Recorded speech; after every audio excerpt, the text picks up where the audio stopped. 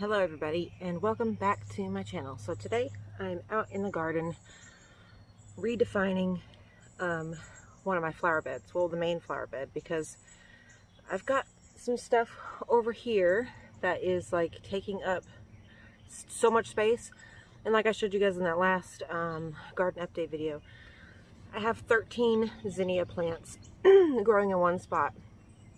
It's been a couple weeks and they're already like triple their size so that from last time I showed you guys.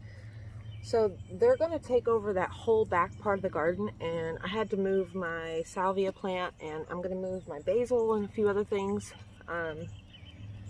And I'm just going to redefine the bed, the border. I just use broken brick pieces that I find, whole brick pieces. I live in the South and I live in a very small town where there's a lot of just abandoned places, and you can walk in the woods and you can find bricks all over the freaking place. Hey, stop it. Like usually you find these really old type of bricks. Sometimes you find really cool ones. I have a bunch of different types in my yard. But anyway, when I got my sidewalk redone, some of the bricks weren't needed because they kind of like redid the lines on it and took out each end of the brick pathway. So I've got a bunch of bricks from there. So I'm going to show you guys what I'm doing right here. So hold on. Okay, so right here, so this flower bed right here, it used to just stop. The line kind of went like that because, you know, I didn't like build the flower bed and then plant. I kind of like built the flower bed as I went along. So it started with just this spot right here, and then I added on the back part, and then I added on the side, and then I added on that. And so I'm just going to take this flower bed. You can see I'm going to follow this line, and I'm going to follow it straight, well not straight, kind of curved to that part. And then I'm going to take, I'm going to cut, you can kind of see the line that I cut out right here. So I'm going to take and redefine this whole, so this whole middle section here will be the flower bed. So I'm going to show you. So the path will go this way. But look at these zinnia plants, you guys. So the salvia was right here, right in dead center.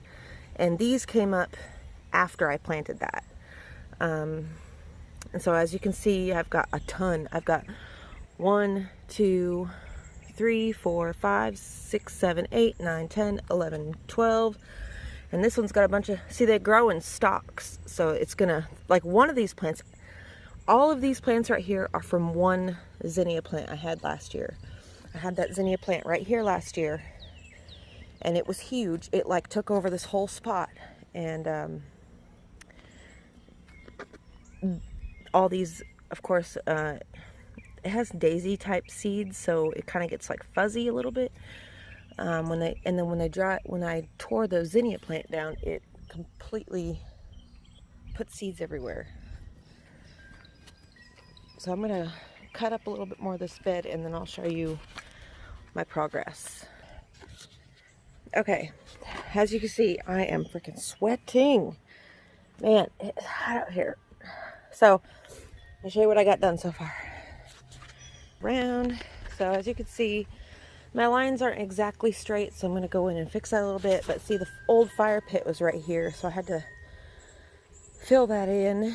But yeah, that gives me a lot more planting space because I've got to move a couple things. Like I said, I've got to move this thing, which is already out of the ground. I'm going to have to move the basil, the artemisia, possibly the sedum, because it's really close quarters with that cabbage, that cabbage is being freaking devoured. So I got to move all that kind of stuff. And I've got some seeds in the house that also need to be planted because I had them in like a mini greenhouse situation, and they're still in said mini greenhouse. But I want to show you guys this really cool flower I found last night. So I was at the grocery store, and I don't know if you guys know what flower fascination is, but it's like a genetic mutation in a flower where the, let me just show you. I don't really know how to explain it. Okay, so this is a regular flower, right? This is a flower with fascination. So it's basically just like two flowers. Let me see if I can get a shot of the right here. See, it's like two flowers connected right here. And it just kind of, sometimes you'll see them in the wild where it will be, this center will be like 5 or 6 flowers combined. And the petals grow along the sides like that. Isn't that so cool though? This is the African daisy. I found this at the freaking grocery store. Like, I've never seen a flower fascination in a grocery store. Much less, I don't think I've ever even seen it in real life. I see it on Facebook a lot. People post their pictures and stuff. So, that is cool. But yeah, you guys, I don't know about you guys, but this whole thing, it's basically a forced awakening for the collective right now. As you guys are seeing, probably with all of, I mean, it's unavoidable at this point. You see it everywhere. Everyone having to come out and apologize for the past behavior. Hey, I'm all for it, because really what we're going through right now is a big conscious shift. A shift in consciousness with the whole collective. Like, we are all, like, there's no more hiding from your shit. Like, these back-to-back eclipses that have been happening, they are in signs where you're being forced, like, you're either change, acknowledge your shadow, which is, we all have it. We all have bad things about ourselves. Like, it's unavoidable. We are human. Like, it's not, and as you can see with, like, the internet, how easy it is to perpetuate these negative thought processes to younger generations, because they're so susceptible. And when they see people that they look up to, whether that be a parent, a friend, a public figure, if it's somebody that they look up to, they're going to follow in that person's behavior. Because us as a species, we mimic. That is how we let people know, and how, who we are, and, you know, like, how our identities are formed. So you have to change these behaviors for the collective. It all starts within. And it's, my tarot has been telling me this for the longest time, for the past couple months. Like, something big's coming. Like, we're all going to be forced to change and grow and evolve. Change for the better. Like, don't be scared of the change. Don't be scared to admit that you were once a dickhead, and you were, like, there's no need for excuses. Like, you don't have to excuse the behavior. You just have to acknowledge, apologize, and change. That is it. That's all anyone is asking for. And, you know, a lot of people, they're scared to do that because they're scared to lose the lies in their life. And that's all it usually is falsehoods, ego lifting things like friendships or relationships. It's all an ego boost. So it strokes the ego. It makes you feel coddled and comfortable when people agree with you. But when you stand alone, even if you're not standing alone, if you've got people backing you, like, it's okay. And it is a natural part of evolution and being a human to acknowledge, apologize, grow, change. And us as a collective, like, this is what it's all been about these past, it's all accumulating to this point where it's like, either you fucking change and you evolve with everyone else, or you're going to be left behind and on the wrong side of history. And nobody wants to be on the wrong side of history. I mean, yes, we're living in the moment, and we're here, we're now, but, like, you guys, we can't run from this one. Like, this is, like, everyone is being called to be held accountable, to change, to evolve, because it is needed. It is time. We have moved out of the sign of Pisces, which was all about hiding, which was all about complacency, which was all about accepting things as they are just because that's how they are. But now we're in the sign of Aquarius, you guys. We are in the season of Aquarius. So it is time to be strong, be brave, stand up for injustices, call them out, call yourself out most importantly. Don't just point the finger at everybody around you without calling out yourself, because that is the biggest thing. Like, you have to call yourself out. You have to call your own shadow out.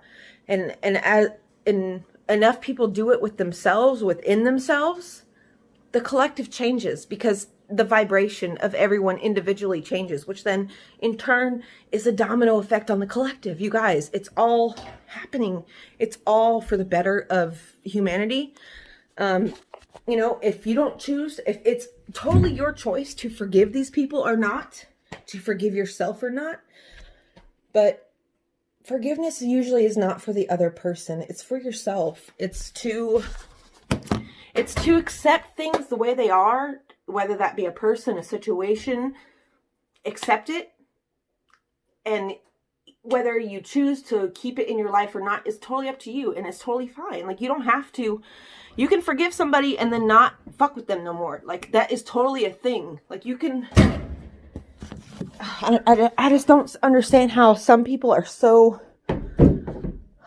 these concepts are so, like, evasive to some people, you know? But I'm seeing it everywhere. Everyone's seeing it. How many people are being called out on past behaviors, and, you know, but the people who acknowledge, accept, and apologize and change, those are the people who will have a place in this quote-unquote new world, because it's not a new world in the sense of everything's completely different, but it's a new world in a sense of how we are all super aware of our own... Sorry, I'm getting choked up. I'm getting emotional. How we're all going to become so aware of the wrongdoings and the wrong things that we're passing down to generations, through the generations, because people my age, in our 30s, when we were teenagers, all of this bullshit, all of this stuff, all these horrible racist jokes, these injustices, this homophobia, it was all just accepted. Like, nobody really... It was all just a big joke, you know? But look where our lessons were being taught. Like, look who our role models were. Like, but that's still not an excuse to continue to hold on to those negative behaviors and those negative, you know, connotations and disregard for other people's feelings and lives and well-being. But yeah, you guys... I'm going to continue in the garden. Sorry, I just went off on that big old tangent, but like, I'm excited. Like, you guys should be excited too. Don't be scared, because fear breeds more fear, and then, you know, that breeds hate, and that brings all kinds of stuff that you just don't want. So just accept that, that we are, as a collective, going through a change, and to change, and anyone who is spiritual knows this as a undeniable truth, that to change, you have to face your shadow. You have to face down the negative parts of yourself, and the negative aspects, and the negative biases that you hold, just any type of judgments that you carry, anything like that. It's all false. It's all false. It's like a story you're telling yourself to make yourself feel better, at the cost of somebody else. You know, it's not fair. It's not cool. But it's necessary. It is so necessary to go through this, like, dark time, because people who have been spiritual for years have already went through this dark time, which is why it is important that if you are spiritual and you have gone through these things, to comfort the people around you. Let them know, hey, this is part of the process. You got to face the darkness to get to the light, because you know what? You can't have light without darkness, and darkness without light. It's impossible. Like, it's one and the same thing, really. It's two sides of the same coin. So to get past, for us to evolve as a society, this is needed. Like, we have to purge. You've got to stare it down, call it out, face it, and then move on. Like, don't hold those same things that you used to hold, you know, that you used to think was normal, that you used to laugh off as a joke. Oh, it's cool because this and this, I've got this type of people around me out, you know. It's not cool. So I'm going to get back to my garden, and I'll show you guys the end result when I'm done, because right now it's super hot outside. And as you can see, I was dripping sweat like a freaking Whew. But I'm going to go right now, and then when I'm done, like I said, I'll show you guys. All right, guys, I am all finished with the garden. It looks so good. I am so glad I took the time out today to do this, even though you can see how freaking sweaty I am. I mean, but I live in the South where it's like humid as fuck, so even if I was just sitting out there, like, I'd get sweaty. So sorry I keep looking over here. I'm trying to get used to this new phone where I have to look somewhere else. Okay, so I'm going to show you guys real quick what I did. So, as you can see, I've put the new lines in, the bricks. Okay, so I put right there the salvia. I moved the basil right here, the pineapple sage, because it was squished in between the mugwort and the garden sage, and you just really couldn't even see it because the mugwort's getting big. And then I put the sedum right here, the artemisia, which it looks sad. I just don't think it liked the spot it was in, so hopefully it, obviously it's still alive, so hopefully it will regenerate. And then I brought some woolly thyme that I had in a pot in the house, and I put it there. So doesn't it look so much better? So I'll show you from this angle. Like, it just looks so pretty. So I'll show you where I moved everything from. Eventually I want to reconfigure the lines in this whole garden, because it just looks kind of bad, I think. I mean, it's whimsical, it's what I wanted, but... Okay, so I moved the sedum from right here. See, it was like tucked right up against that cabbage. And then I moved the salvia from right there. As you can see, it was ringed by those zinnia plants. And then the artemisia was right there, and then the basil was right there. And then the pineapple sage was right here. See, it was like, it was so close to both of these that I had to like move something. And eventually I think I'm gonna have to move like that yarrow, or possibly that oregano, because that oregano, if you guys don't know, oregano spreads pretty profusely, because it is in the mint family, but it spreads a lot. But look, you guys, my sage is getting little flowers on it. Isn't that so cute?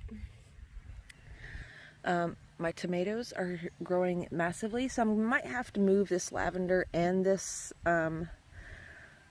Russian sage eventually, or I might just extend this garden. I might cut out like another 3-4 feet into the yard here.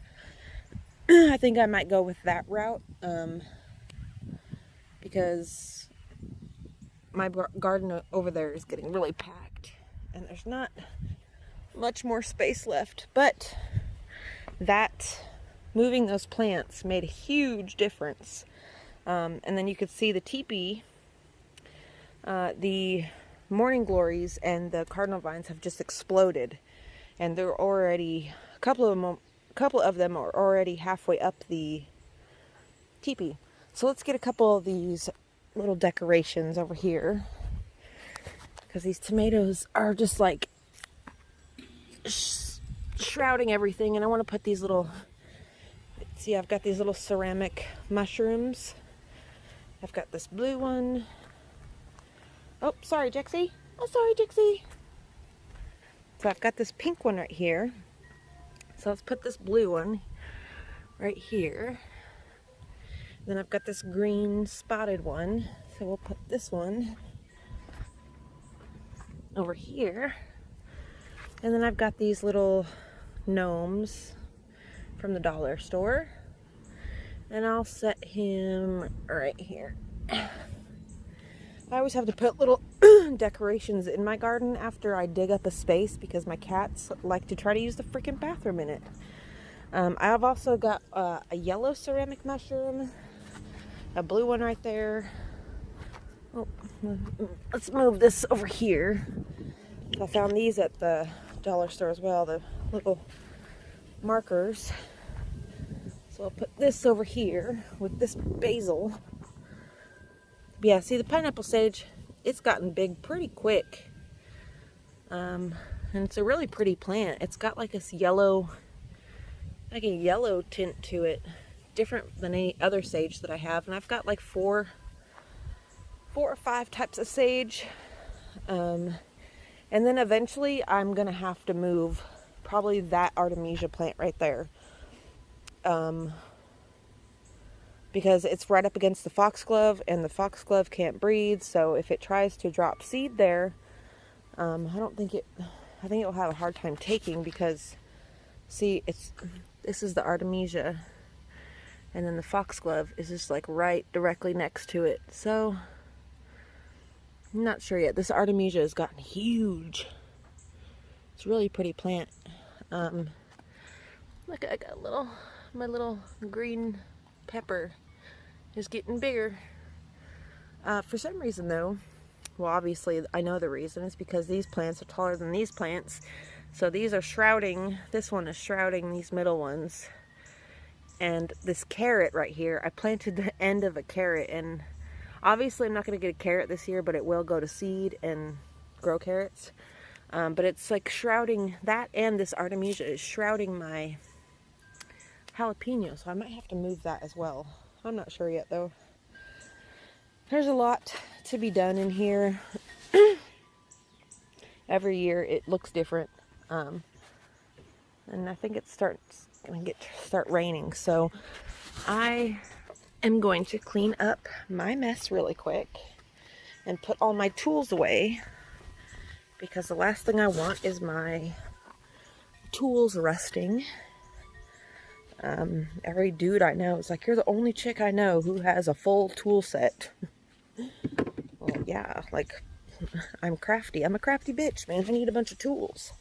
Like, I can't be relying on a dude to come and let me use his tools. Like, fuck that.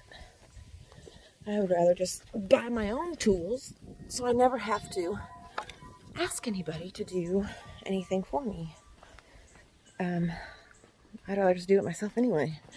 So, put all these tools away. I'm going to set you guys right here so you can sit with Jaxie.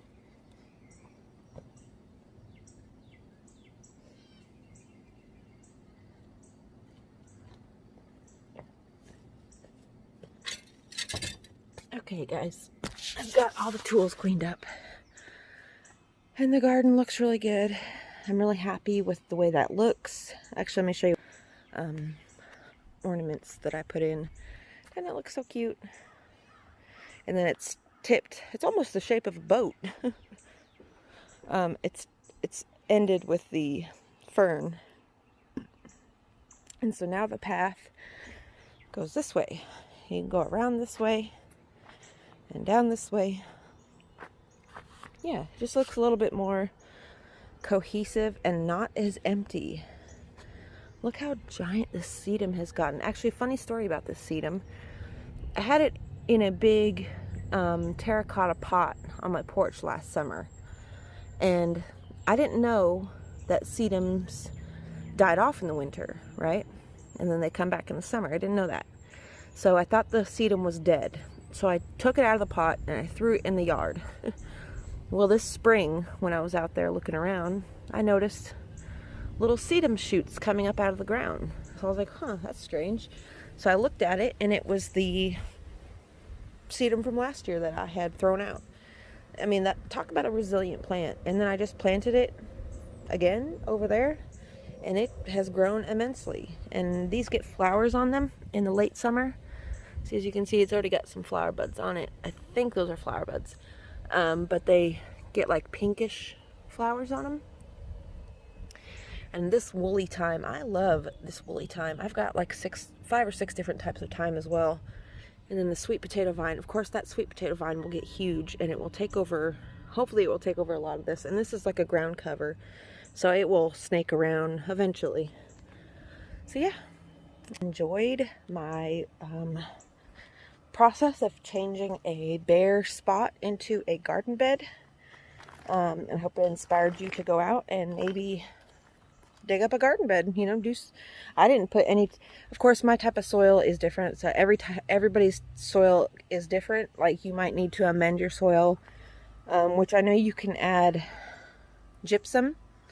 It comes in like granules, or it comes in powder. You can get gypsum and it will break down like hard pan and release like the nutrients in your soil.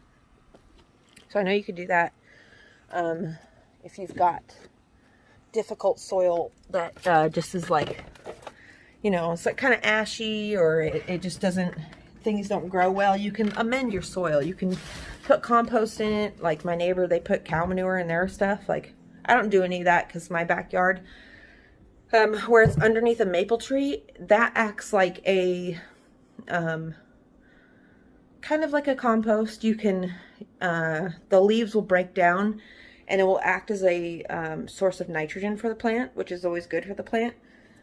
So you could do that. That's why I think my garden is so healthy, because in the winter or in the fall, when the maple tree de-leaves, and that's a huge fucking maple tree, so it has a lot of leaves, and they all come off, of course. But I always use it as kind of like a mulch for my garden beds in the fall. And if you turn it, the best way to do it is like to mow over it. Get it in a big pile and mow over it to like break it down a little bit further.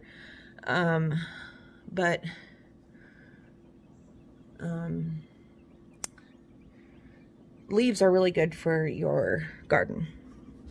So yeah, hope you guys enjoyed my video, and I will see you guys tomorrow in the next one. Love you guys. Bye.